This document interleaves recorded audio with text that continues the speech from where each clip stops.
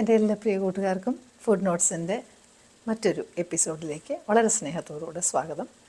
ഇന്നൊരു ഡിഫറെൻറ്റ് റെസിപ്പിയാണ് ചെയ്യുന്നത്. ഇന്ത്യൻ അല്ല, തായ് ഗ്രീൻ ചിക്കൻ കറിയാണ് ഇന്ന് ചെയ്യാൻ പോകുന്നത്.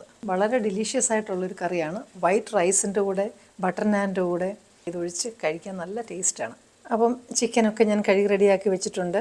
തേങ്ങാപ്പാൽ, പിന്നെ ബാക്കി ആവശ്യമുള്ള സാധനങ്ങളൊക്കെ എടുത്ത് വെച്ചിട്ടുണ്ട്. പിന്നെ ഇതിന് നമ്മൾ സാധാരണ യൂസ് ചെയ്യാത്ത കുറച്ച് കാര്യങ്ങളൊക്കെ വേണം, കുറച്ച് ഇലകളൊക്കെ വേണം. അപ്പോൾ ഇതെല്ലാം ഞാൻ ഡീറ്റെയിൽ ആയിട്ട് എപ്പോഴും പറയുന്നത് പോലെ ഇൻഗ്രീഡിയൻസ് ലിസ്റ്റിൽ ഏറ്റവും ഒടുവിൽ നിങ്ങൾക്ക് ഹാൻഡി ആയിട്ട് കൊടുത്തേക്കാം. അതുകൊണ്ട് സമയം കളയാതെ പെട്ടെന്ന് നമ്മൾ റെസിപ്പിയിലേക്ക് പോകും. നമുക്ക് ആദ്യമേ തായ് ഗ്രീൻ പേസ്റ്റ് ഉണ്ടാക്കണം. ആദ്യം ഇത് തായ് ഗ്രീൻ ചില്ലീസ്.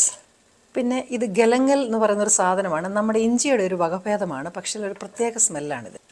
ചെറിയ ഉള്ളി, വെളുത്തുള്ളി, പിന്നെ അതുപോലെ തന്നെ അരോമാറ്റിക് ആയിട്ടുള്ളൊരു സാധനമാണ് ലെമൺ ഗ്രാസിൻ്റെ തണ്ടാണിത്. ഒരു തണ്ട് അരിഞ്ഞതാണ്. ഇതിൽ നിന്നാണ് നമ്മൾ പുൽത്തൈലം എടുക്കുന്നത്. അപ്പോൾ അത് കുക്കിങ്ങിന് ഉപയോഗിക്കുന്നതാണ്. അപ്പോൾ ലെമൺ ഗ്രാസ്. ഇത് പിന്നെ തായ് ബേസിൽ ലീവ്സ് ആണ്. നമ്മുടെ തുളസിയുടെ ഒരു വകഭേദമാണ് ബേസിൽ ലീവ്സ്. മല്ലിയിലയുടെ വേരോട് കൂടിയ തണ്ട്, ഫുള്ളായിട്ടുള്ള മല്ലി, ജീരകം, നാരങ്ങയുടെ തൊലി, വൈറ്റ് പെപ്പർ പൗഡർ, ഉപ്പ്, ഒരല്പം വെള്ളം ഒഴിച്ച് ഇത് നമുക്കൊന്ന് നല്ല സോഫ്റ്റായിട്ട് അരച്ചെടുക്കാം.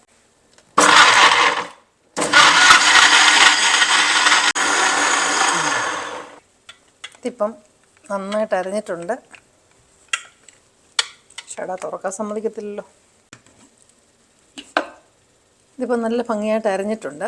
ഇതിനുണ്ടല്ലോ ഭയങ്കര സ്പൈസിയായി സാധനം കേട്ടോ. നമ്മൾ ഈ സാധാരണ പോലെ നമ്മുടെ മുളക് പൊടിയൊന്നും ഇടാത്തത് കൊണ്ട് ഇത് എരിയും പുളിയൊന്നും ഇല്ലാത്തതാണ്. ഇതിന് കളറ് കണ്ടങ്ങ് വിചാരിക്കരുത്. ഇത് തുറന്നപ്പോൾ തന്നെ ഗംഭീര മണമാണ്.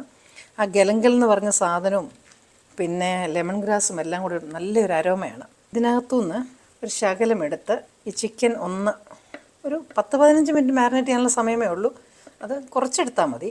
അതിൽ ഒരു ഇച്ചിരി ഉപ്പും പുളിയൊക്കെ ഒന്ന് പിടിച്ചോട്ടെ. പുളിയല്ല എന്നാലും.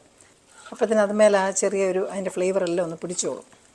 അപ്പോൾ ഇതിവിടെ ഇരിക്കട്ടെ, നമുക്ക് ബാക്കി കുക്കിംഗ് ചെയ്യാം. പാത്രം വെച്ചു, തീ കത്തിച്ചു. അതിലേക്ക് ഞാൻ ഈ തേങ്ങാപ്പാലിൽ, ഇത് 1 തേങ്ങാപ്പാലായിട്ടേ ഞാൻ എടുത്തിട്ടുള്ളൂ. 2, 3 അങ്ങനെ എടുത്തിട്ടില്ല. ഈ തേങ്ങാപ്പാൽ ശകലം ഒന്ന് ഒഴിച്ചതിന് ശേഷം ആ തീക്കകത്ത് ഇച്ചിരി ഒന്ന് തീ വെച്ച് നമ്മൾ ഇളക്കി കൊടുത്താൽ മതി. അതിൽ നിന്ന് അതൊന്ന് തിക്കാകാനായിട്ടാണേ. ഇങ്ങനെ ഇത് കണ്ടോ നന്നായിട്ട് തിക്കാകുന്ന ഉടനെ നമ്മൾ ആ മസാല ഇതിനകത്തേക്ക് ഇടാം. ഇവർ നല്ല സ്പൈസി ആണെങ്കിലും അതിൻ്റെ കൂടെ കോക്കനട്ട് മിൽക്കിലാണ് ഇത് ചെയ്യുന്നത്. അപ്പം ആ കോക്കനട്ട് മിൽക്കിനകത്ത് തന്നെ നമുക്കൊന്ന് മയക്കിയെടുക്കാനായിട്ടാണ് ഇങ്ങനെ ചെയ്യുന്നത്. അതിൽ ഒരു മിനിറ്റ് കഷ്ടിച്ചൊന്ന് ഇളക്കി പിടിപ്പിച്ചതിന് ശേഷം നമുക്ക് വെള്ളം ഒഴിക്കാം. ഞാൻ ആ അടിച്ച മിക്സിയില്ലേ, അത് കലക്കി അങ്ങ് ഒഴിച്ചു. വെള്ളം ആവശ്യമെങ്കിൽ കുറച്ചുകൂടി ഒഴിക്കാം. എന്നിട്ട് അത് നന്നായിട്ട് തിളയ്ക്കട്ടെ. അതിൻ്റെ കൂടെ തന്നെ 2-3 നാരങ്ങയുടെ ഇലയും കൂടെ നല്ലപോലെ ഞെരടിയിടണേ. നല്ലപോലെ ഞെരടിയിട്ട് അതും ഇതിനകത്ത് നന്നായിട്ട് തിളയ്ക്കാൻ സമയം കൊടുക്കണം. നമുക്ക് അടച്ച് വയ്ക്കുക, തിളയ്ക്കാൻ വേഗം തിളയ്ക്കുമല്ലോ. ഇതിപ്പോൾ നന്നായിട്ട് തിളയ്ക്കാൻ തുടങ്ങിയിട്ടുണ്ട്. നമുക്കിതിനകത്തേക്ക് ആ തേങ്ങാപ്പാലെടുത്ത് വെച്ചിരിക്കുന്ന ഒഴിക്കണം. തീയൊന്ന് കുറച്ച് കുറയ്ക്കുകയാണ്, പക്ഷേ എന്നാലും തേങ്ങാപ്പാൽ ഒഴിച്ചതിന് ശേഷവും നമുക്ക് ഇത് തിളയ്ക്കണം. നമ്മൾ സാധാരണ തേങ്ങാപ്പാലൊക്കെ ഒഴിച്ചിട്ട് തിളപ്പിക്കരുതെന്ന് പറയും. ഇതിനകത്ത് ഇതൊന്ന് തിളയ്ക്കണം.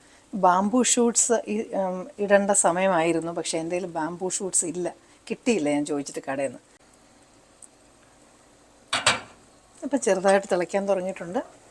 ആ ചിക്കൻ കഷ്ണം നമ്മൾ അതിനകത്തേക്ക് ഇടാം.